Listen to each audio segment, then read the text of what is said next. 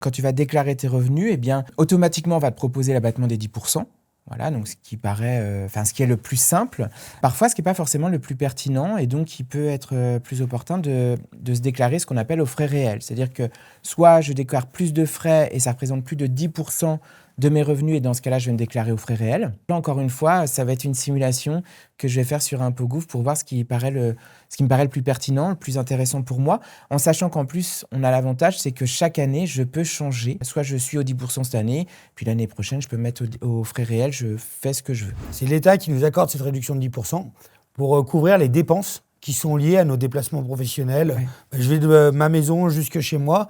Voilà, ça m'a coûté en effet tant d'essence, tant de péage. C'est marrant puisqu'on retrouve aussi, par exemple, chez toutes les personnes retraitées, alors qu'elles n'ont plus ces frais-là, mais elles bénéficient quand même de ces 10% de réduction.